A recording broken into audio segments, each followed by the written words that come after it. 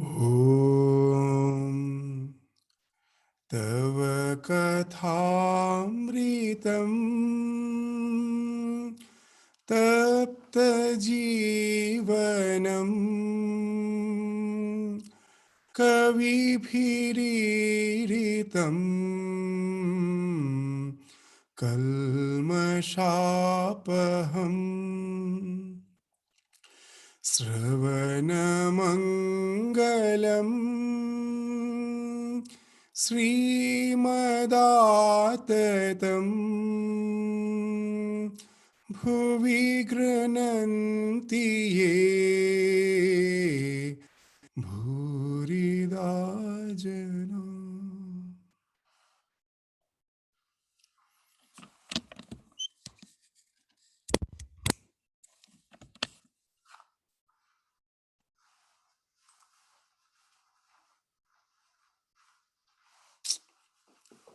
Same problem.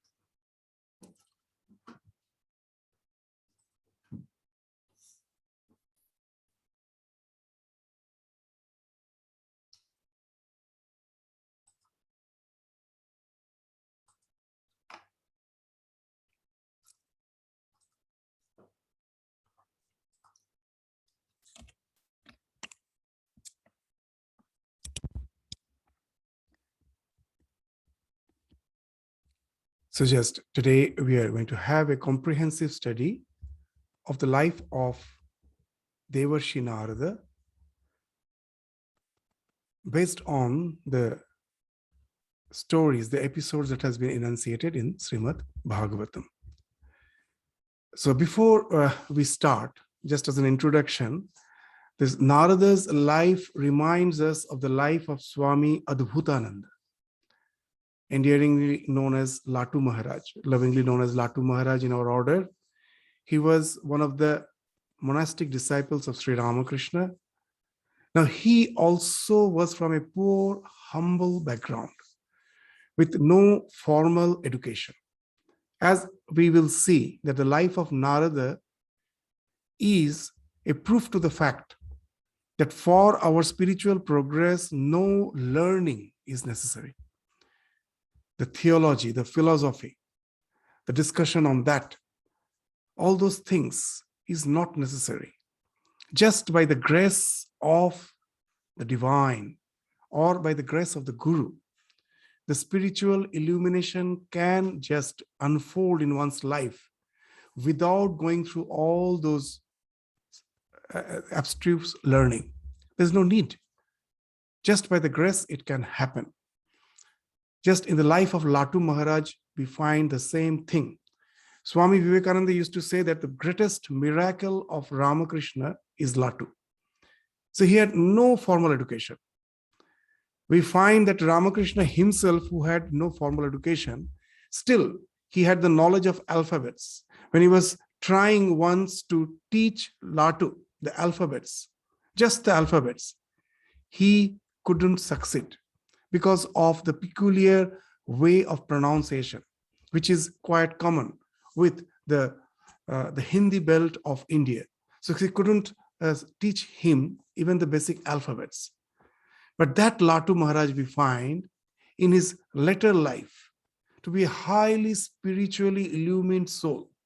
Whoever is to come to him, he never is to talk much, but with small answers, we used to find that he will clear the doubts. And people were amazed that in such a small cryptic answer, the problems of life can be solved so easily.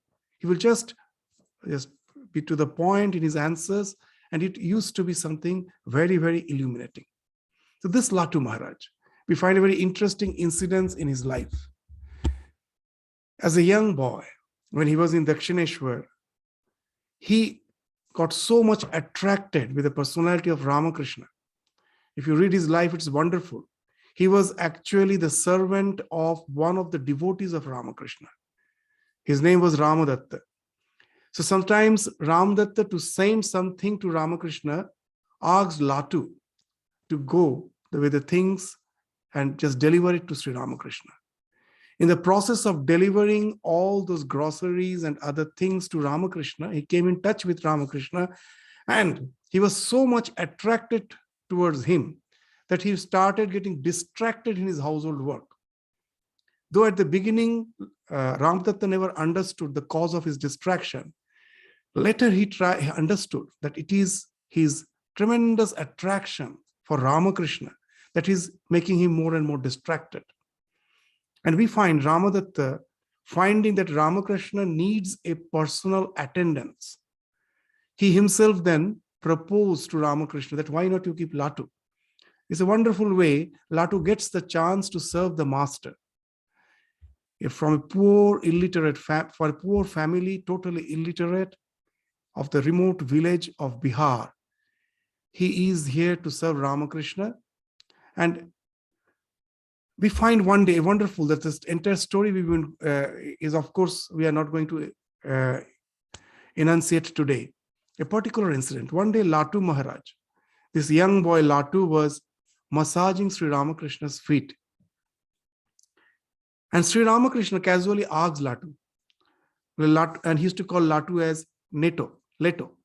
Leto, do you know what God is doing now? To that young small boy, Ramakrishna asks, do you know what God is doing now? Latu, in his peculiar, that Hindi and Bengali mix language, told, Hum kya jane, ami ki jane. What do I know that God is doing now? How can I say that? And then Ramakrishna, with a his characteristic smile, he told, you know what God is doing now? He is making a huge elephant enter through the eye of a needle. And this Latu never understood what Ramakrishna is saying. He heard that, but he remembered those words. Much later, when he's in his advanced age, as a monk of the Ramakrishna order, when the disciples used to come to him, he used to relate these incidents with tearful eyes. And he used to say, I never understood what he meant when he told those things. Now I understand. That when I was massaging his feet, for such a small receptacle like me, which is just like the eye of a needle, for such a small receptacle like me, he kindly, endearingly, without any reason, out of compassion, was allowing all the spiritual treasures to enter into my heart.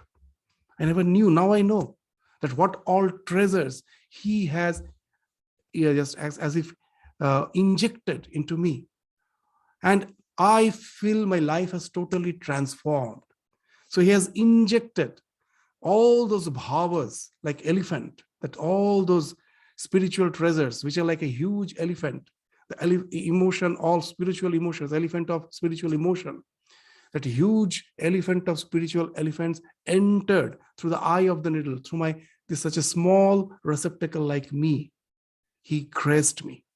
So this shows that just by the grace, a divine, a spiritually illumined soul can enkindle the heart of another person who is so-called, has no as such academic background, doesn't know any philosophy. So that's why we found in the Narada Bhakti Sutra. There's a sutra. This Mahata Sangastu Durlabha Agamya Amoghascha. That the holy company, Mahat Sangha, is not very easy to get. There are not holy people everywhere available. It's a very rare occurrence to really get a holy person.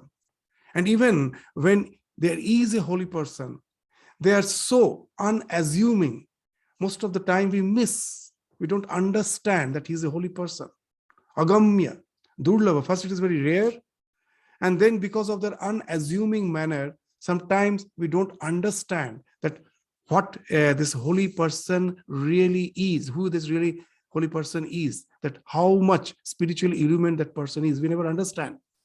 But if somehow we come within this fold, within his fold, and that happens to the grace of the divine, if it happens, the result is something amogha. No one can alter your destiny. Once, somehow, unknowingly, you can just be in the presence of a holy person. And if he blesses you, he says, be blessed. Know it for certain, your destiny, the course of your destiny changes. Swami Vivekananda used to say a very interesting thing, that in his last days, when the brahmacharis were just all visiting him, all used to be in his presence. So he used to say a very interesting thing. What's that? He asked the brahmacharis one day that, do you know that who is a avatar, a divine incarnation?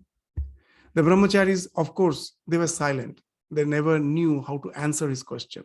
And Swamiji himself answered. The avatar is the one who can change the writing of your forehead. It's a general notion that our destiny is written in our forehead. So he used to say that the one who can just change the writing on the forehead, his destiny can be changed. So that's the power of a spiritual person. We find in the life of Ramakrishna, when Girish one day was repenting, that there is somehow no change in my life. I'm trying my best. There is no change in my life. It seems that I somehow cannot get rid of the old habits, old ways of living. And Ramakrishna reprimanded him sharply by saying that, do you think an ordinary water snake, non-venomous water snake has bitten you? You have been bitten by a deadly cobra. Now you may go anywhere. Just sometimes where, that when an insect stings us, that's the second time it may not sting us. What we do, we run away from it. And that single sting is not going to do us any harm. It's just a little sting. For some time there will be little pain, but I'm saved. I've saved myself from the second sting or for any real harm. So, but if a real venomous snake like the cobra stings you only once, and just thinking that I shouldn't give it chance for the second time to sting me, let me run away and I will be saved. So Ramakrishna is saying that once this cobra has bitten you, now you may run anywhere. You may go to the top of the mountain, you may go deep into the ocean. Know it for certain, you have to die. There's no other way. That's what Ramakrishna is saying. And we find that again, that example in the life of Girish. The more he is advancing in age, people were amazed to see the transformed Girish Ghosh. Swami Vivekananda used to say a story which is not in the Gospel of Sri Ramakrishna, a very interesting story, the story of a witch.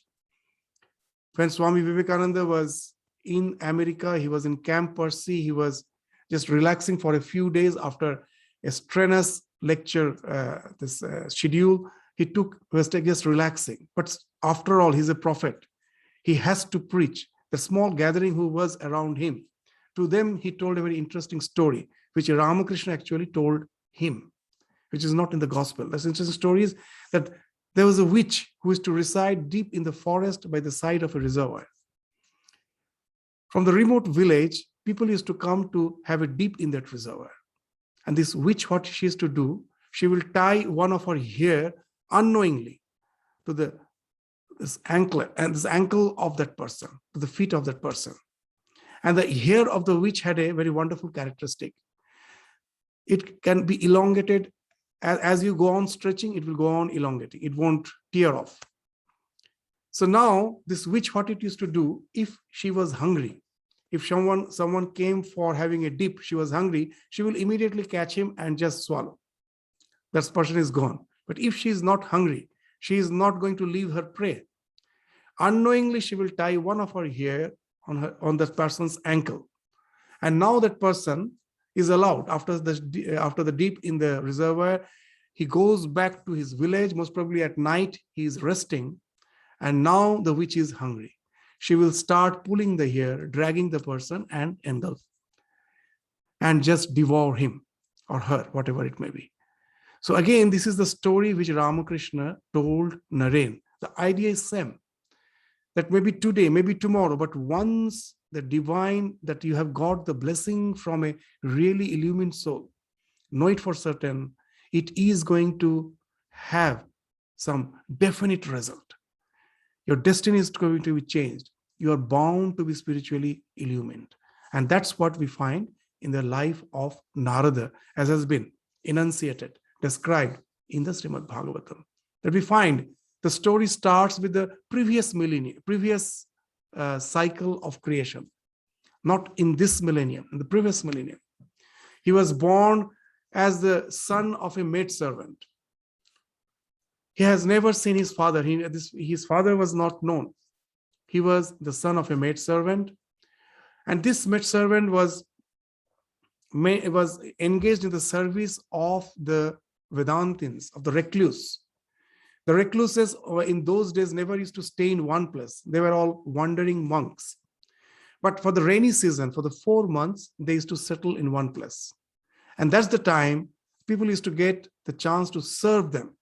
And this maidservant, the mother of Narada in the previous cycle, previous kalpa, the previous millennium, she got the chance to serve those recluses, those Vedantins, those, what you say, that the knower of Brahman, the knower of Brahman, they were the Vedantins to whom she was serving.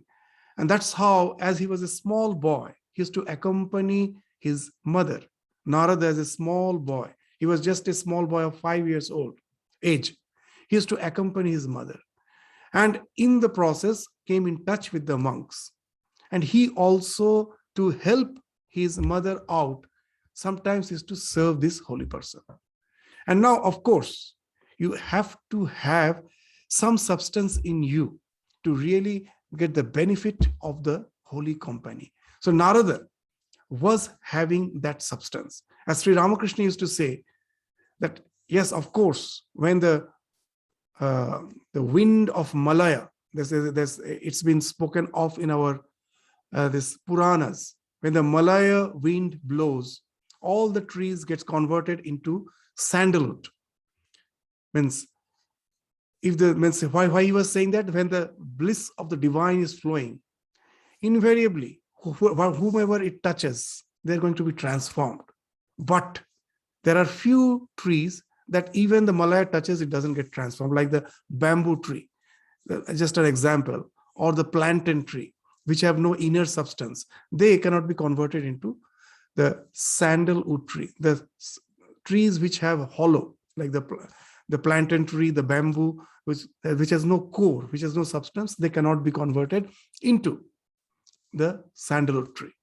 So here also we find that though the divine bliss is the factor which can change our life, but to a certain extent, we are supposed to have substance. And Narada, even as a young boy, had that substance. What's the substance? To a great extent, he was Danta. Self-control. Now we will say, young boy, what's the question of self-control? All the young boys are self-control. Yes, as per the sensate pleasures are concerned, they are yet to all those tendencies are yet to bloom. But as a young boy, we find that naturally they are restless. So his nature as a self-controlled person finds expression that he was not restless. He was not attached to too much of sports.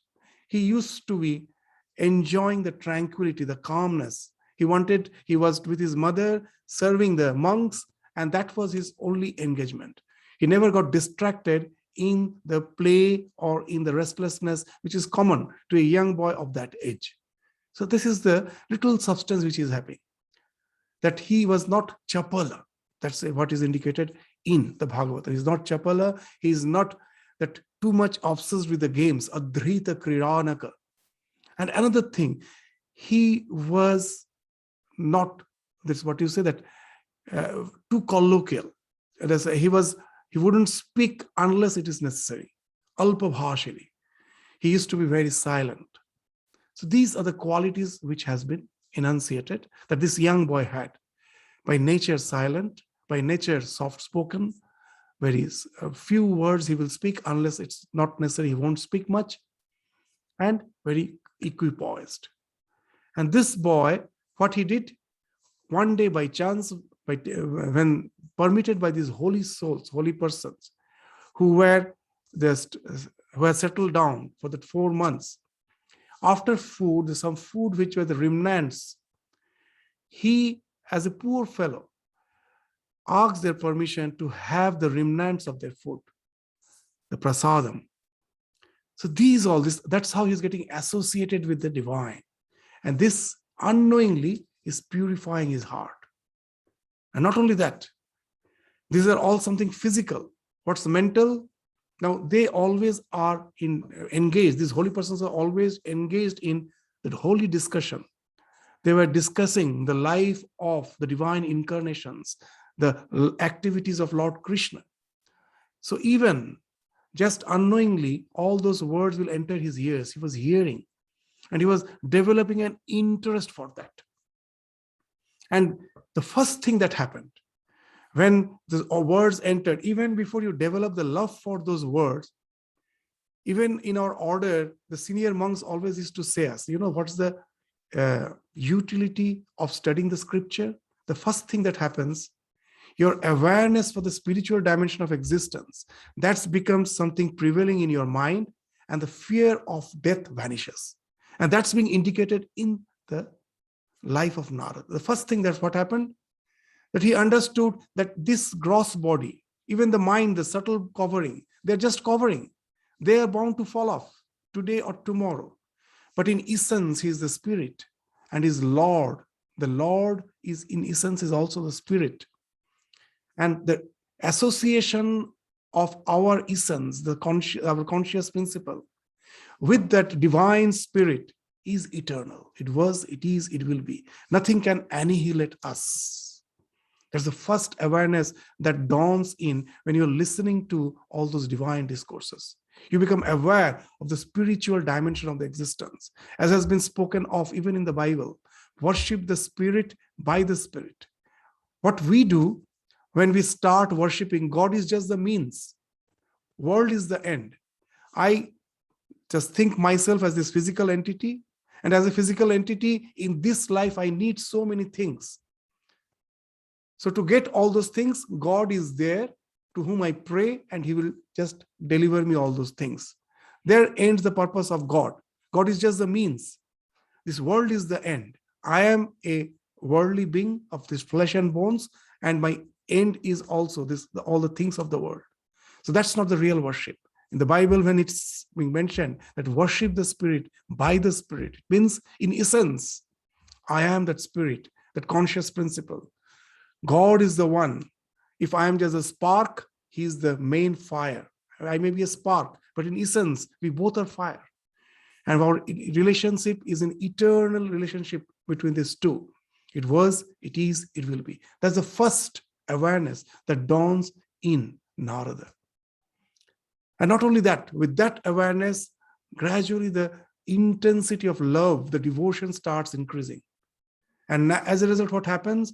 Other ignorance and the passions, everything starts falling off from his life. As Sri Ramakrishna used to say, the more you go towards the east, the west falls behind, automatically falls behind.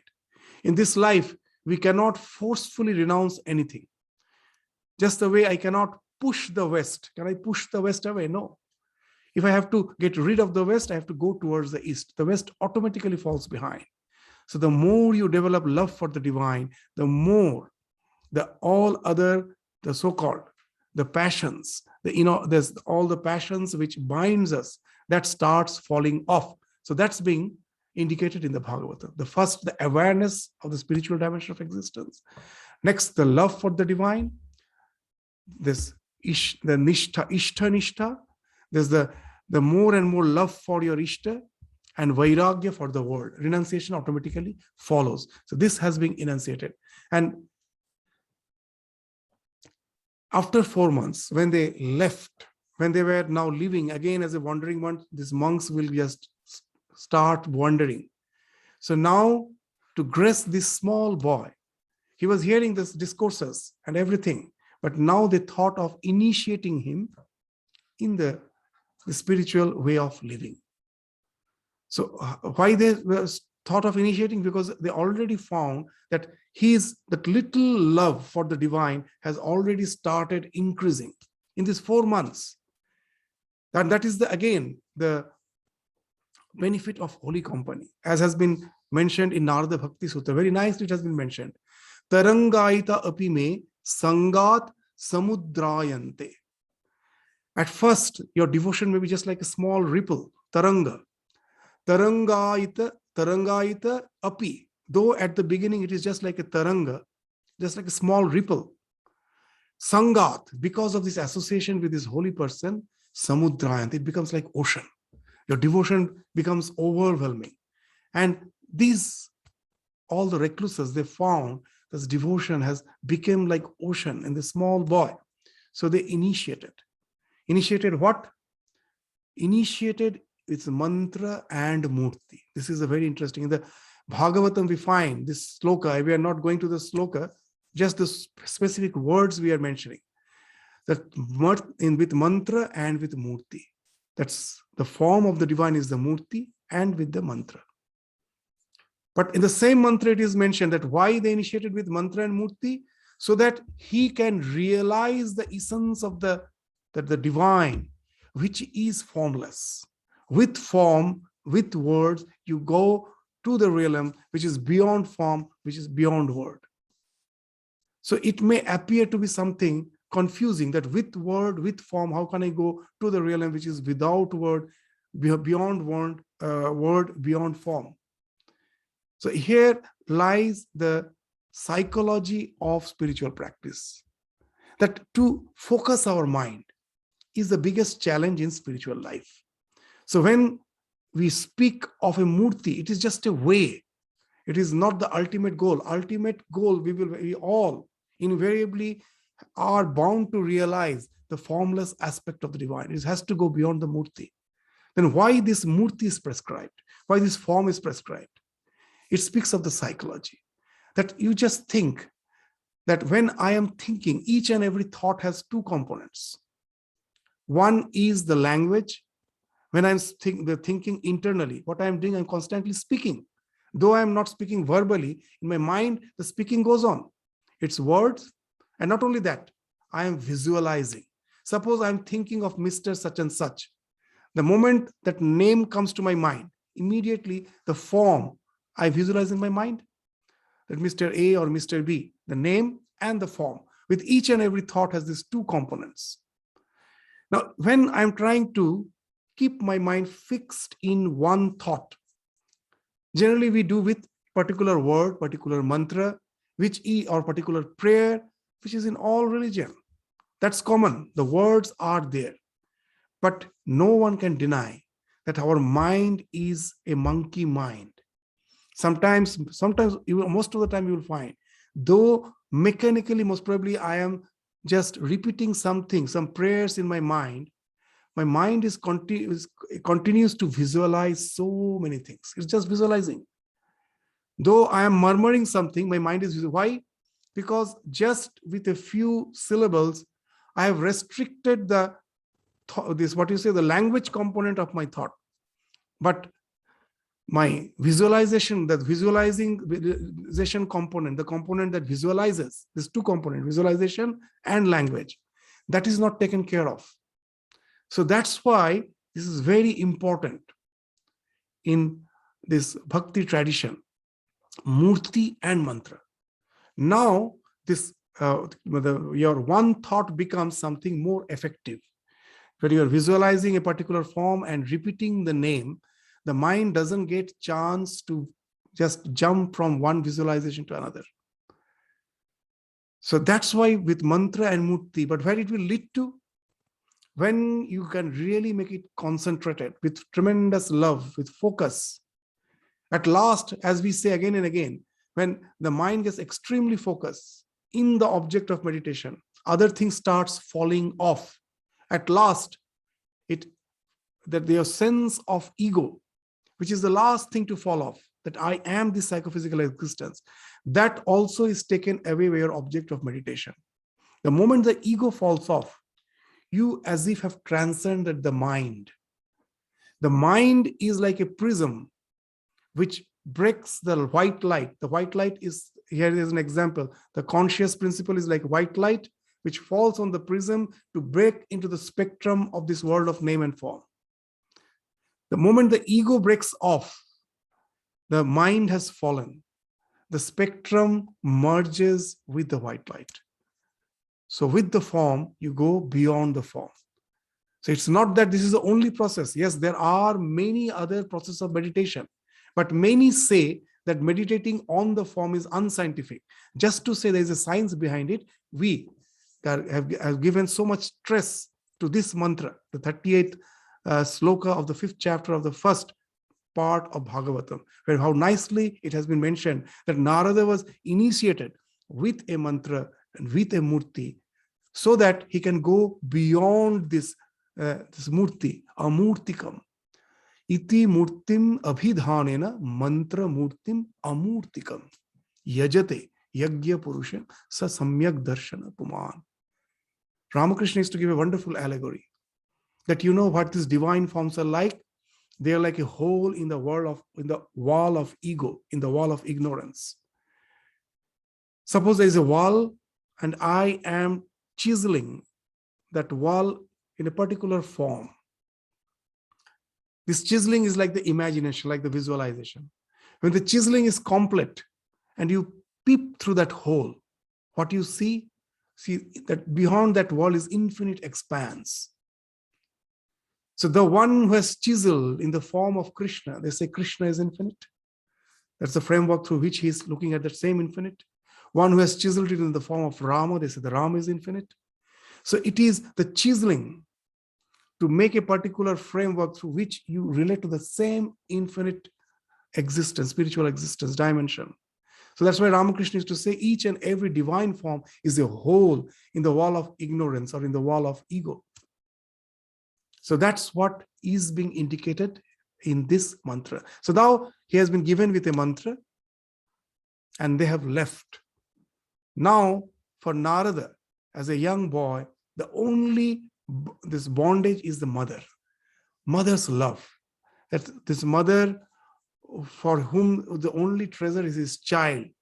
With love, she was just protecting this child. So there's only bondage because we found that Narada has developed tremendous love for God.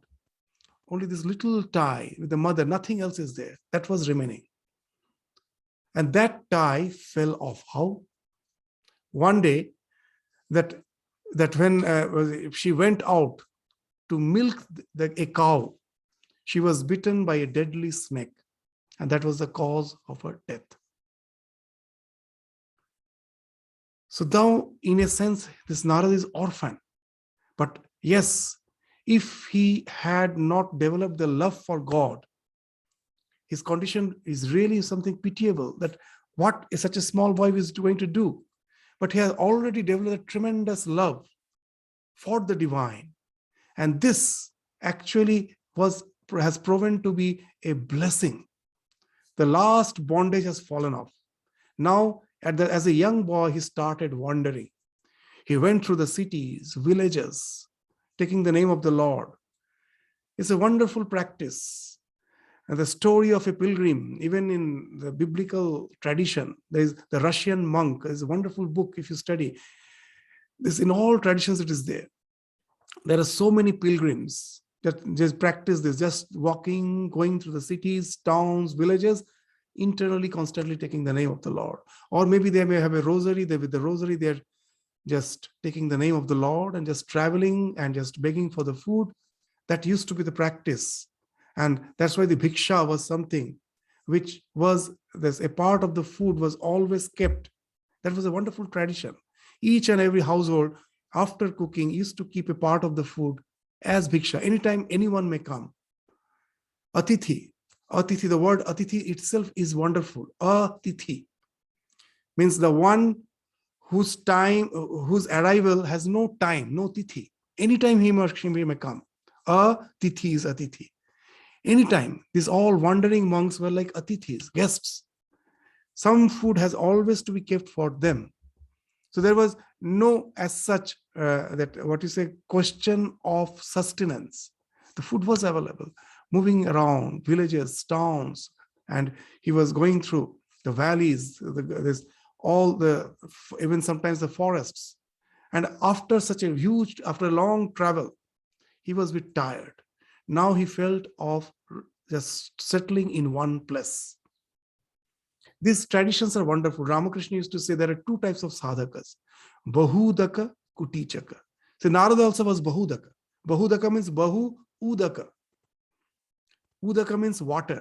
The one who goes on drinking water of different places. Bahu Udaka means one who is wandering. He's Bahu Udaka. As he's wandering from place to place, naturally he has to, or she has to drink the water of various places. So such a person is Bahu Udaka, Bahu Udaka. Kutichaka. At last, when after this roaming, the mind has now settled down. He or she feels even moving around is a distraction. Gets tired physically, but mentally he gets equipoised. And now thinks of settling down. And that happened to Narada. He was tired, was exhausted, but mind was equipoised. He took a dip in the river, in some village river, and sat under the banyan tree. Here the story somehow resembles with the life of Buddha, that he settled, that after he was famished, he got a bowl of payasam, took a shower, and he settled in the shade of a banyan tree to enter into that meditation. Here also we find Narada being tired, took some shower and settled under the banyan shade of a banyan tree, and now he went into that deep meditation.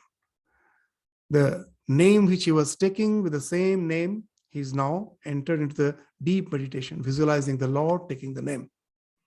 And in the Bhagavatam, it's mentioned that it's in a particular blessed moment, in a flash, he had the visualization of the divine. And he was overwhelmed. It was realization as if the Lord is there just in his presence. As Shankaracharya says, the realization is something which no more keeps you in the world of doctrines and dogmas. You are as if in presence of the truth. It is as palpable as a fruit in your hand. When you have a fruit in your hand, you're touching it, you're seeing it, the Lord becomes something as palpable. This karatala amula kavat, that's the term which Shankaracharya uses. So for a flash it happened. But in Bhagavatam, very interesting thing is mentioned. Just in a flash it came, it went off. And he was extremely in agony. Again and again he was desiring to have that vision. It never happened. Just it came, it went. There are so many Tagore songs explaining that I was actually not thinking of when the divine bliss came, and suddenly I see it has left. It has gone. Only the footmarks I can see. It has gone. It's no more there. It came just in a flash and it went off. And he was in terrible agony. So this is a wonderful thing which happens with any one who is advancing in spiritual journey. That once we have some sort of realization, you will find it is almost impossible to hold on to it. It goes off for all. You may think that once I have that realization, I'm going to continue to have it. It never happens. There is a reason behind it. Actually, all our efforts is not the thing which takes us to the realization. It's never such. All our efforts is just to bring that conviction that with effort you cannot get the one who is beyond all the cause and effect. If by my effort I get something, then it shows that there is a cause, that sadhana is a cause and Lord is the effect, as if the Lord becomes the slave of my sadhana. He's beyond all cause and effect. It is only by his grace realization is possible, not by my effort. Then what's the role of the effort? It's, in the words of Ramakrishna, to tire your wings, that it is just to get tired. Your wings should get tired. As I used to say, a wonderful story. A bird was sitting on the mast of a ship, and the ship was in the deep waters of the ocean, in the deep ocean. Now the bird thought of going to the shore, flying to the shore. It flew to the east, couldn't find any shore, came back, sat on the mast for some time, flew in the west, flew in the north, in the south, nowhere it found any land. At last it was tired. It came and just sat on the mast with the idea, let the ship take me wherever it takes. So all our effort is just to get tired. And then that feeling comes. Nothing is possible with my effort. And then a let go ensues. Resignation, pure resignation comes. That we speak of resignation, but it is just a lip service. It's never true. When I say I have resigned myself to the God, it's just some words I'm saying which I haven't realized what I'm saying. I don't mean it. A real let go, resignation comes only after sadhana.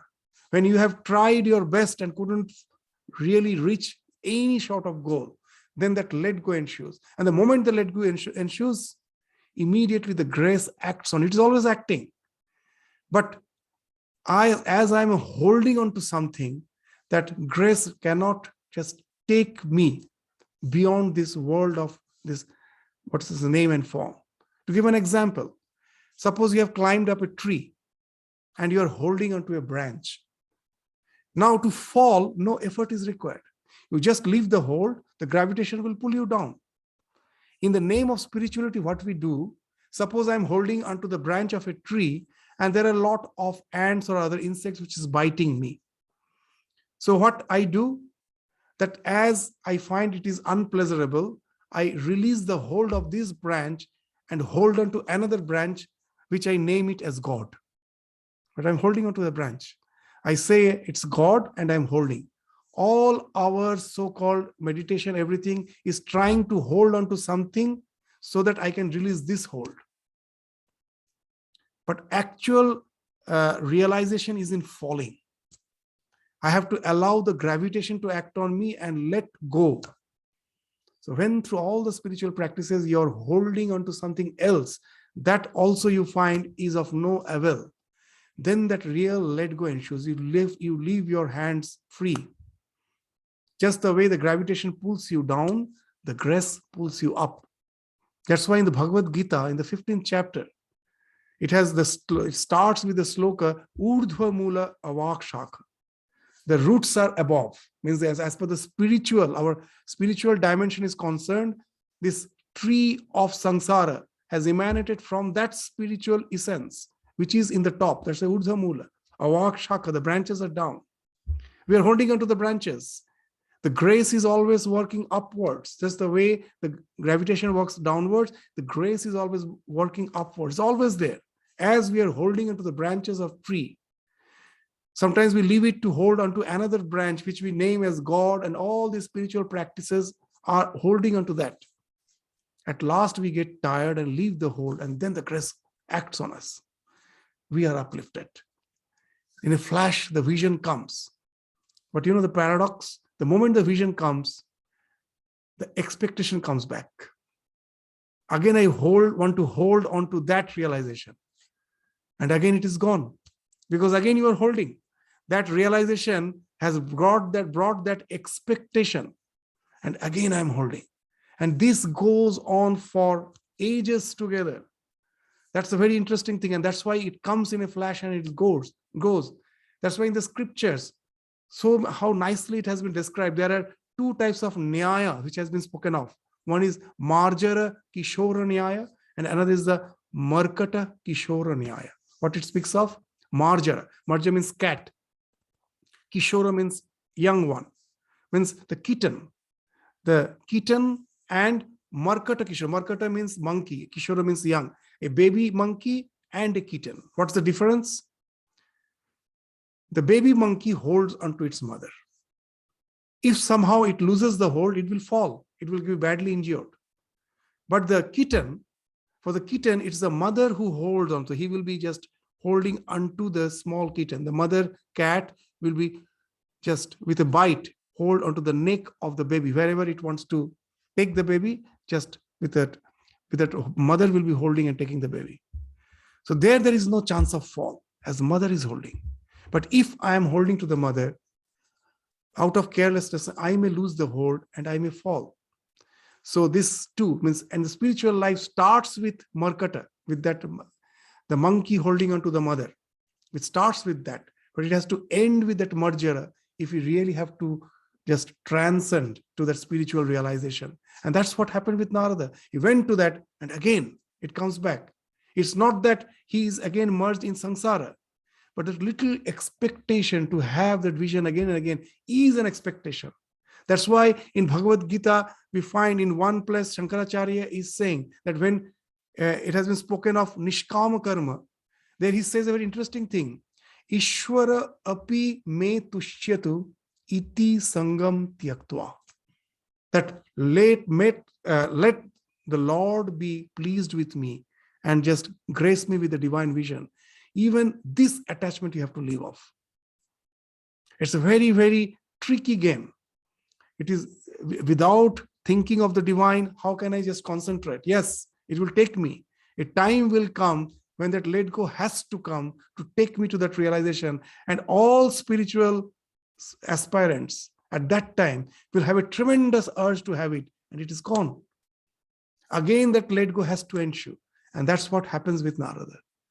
He was extremely in agony. And then he hears the divine voice, wonderful voice. What? That however you may try, you are not going to get that vision again.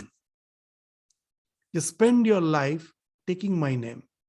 But one thing is very interesting, that this, even if you read the last sutra of Narada Bhakti Sutra, where 11 expressions, 11 signs of devotion has been spoken of. It starts with the preparatory bhakti, where I am taking the name of the Lord, meditating on his form, taking his name. With all this, it starts. Gradually, I am developing a relationship with the Lord.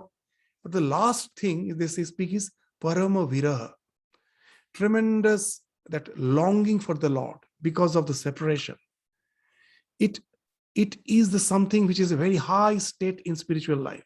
If you read the life of Chaitanya Mahaprabhu, you will find it's finding expression there. That's the viraha. How it helps, it makes you forget. That's the way in ordinary love. The separation makes me forget everything. I'm intensely thinking of my beloved. Outwardly, it is extremely painful. But as per my psychology is concerned, my mind is tremendously fixed to the Lord and everything has fallen off. So it's a very, very high state. And that's the state which has been spoken of in the life of Narada. That one, he got the vision, that tremendous agony, that parama viraha, made him forget about everything else. He was taking the name of the Lord, and by taking the name of the Lord, at last, he left his body so that he need not have to take birth again. He was in the transcendental plane. So this again is the idea of the mukti in the Bhakti Shastra. Just see that even in our ordinary life, you will find that when I am very much passionate about something, suppose I have learned some instrumental music. When I go on playing, it so happens that as I have developed the skills, I get so absorbed. For hours I can spend. I forget about my food. I forget about my thirst. I forget tiredness. Just go on playing. So what has happened? But my focus has been taken away by my object of interest, and other things starts falling off. What it speaks of, the more you can enter into a flow, by your devotion to something sublime, the more the wants of the body falls off. What brings us back again to this material plane of existence? It is our urge for food. It is our hunger. It is our thirst. It is our need to procreate. These biological needs brings us down. When your contemplation of the divine has become a flow, you can remain in that plane. These bodily things has fallen off. So there is nothing to pull you down. So that has what has happened to Narada. He got videha mukti. The sense of body has fallen off. There's no need for the body. He is in the mental world, in the contemplation. That has been spoken of as the eternal Vrindavan, eternal Golaka, where, or the idea of all the heavens, where you still exist as an identity, as an individual, but you are in intense contemplation of the divine. And that's how the entire millennium passes. The entire creation comes to an end. That kalpa is over. Everything dissolves. But you know that Ramakrishna used to give a wonderful example, that at the end of the creation, the mother nature, what it does, is a very simple example, that in the village, the lady, the housewife has some peculiar habit. It's in the olden days, she will, in a small bag, keep the seeds of all the plants she has sown in the kitchen garden. So when the plant dies, again she can sow those seeds and again the plants will come.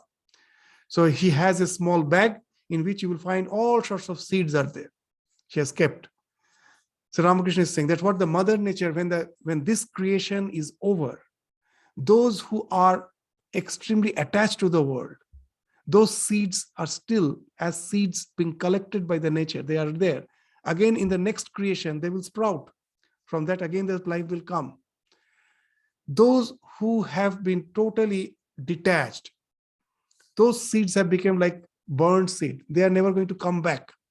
But what about persons like Narada who are intensely devoted to the Lord? They are also returning the seed. So they do come back.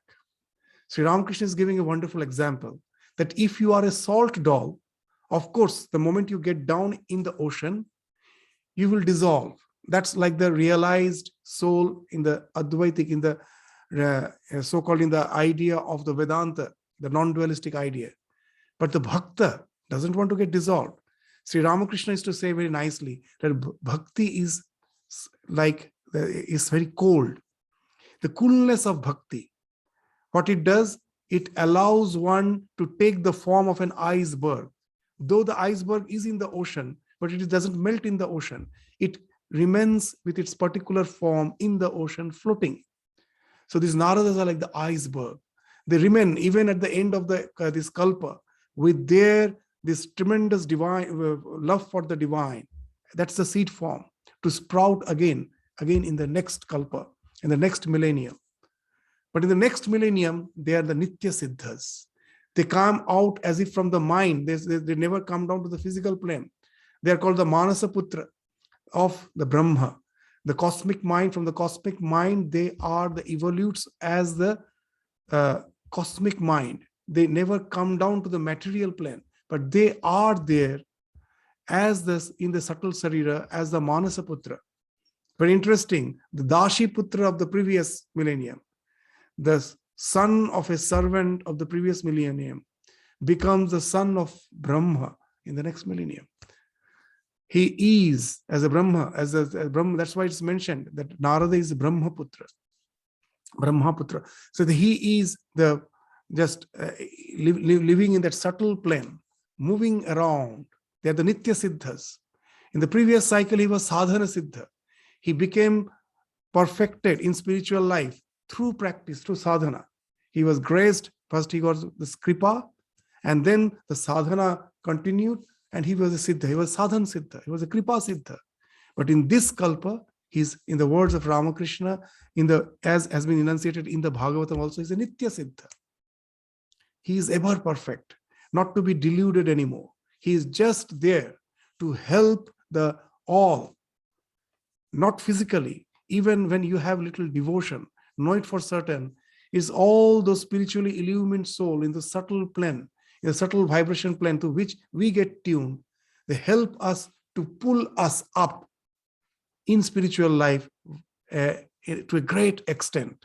So they are there to help us out as all those subtle beings in this present cycle. So Narada is still there. He is Amar, he is immortal. He is in subtle body. He is going on helping all the spiritual aspirants in all possible ways so that they can also reach that state of illumination. So that's the wonderful story of Narada. And through this story, you will find that so many characteristics of bhakti, of devotion. That what are the characteristics of devotion? How devotion can help us to get illumined? How it can enable us not to become sugar, but to taste the sugar. That he never wants to become sugar, a devotee. Not to want to merge with the absolute reality. They want to retain that separateness so that it can enjoy the taste of sugar. That also is a spiritual path, though it is a bit different from that getting identified with the absolute reality.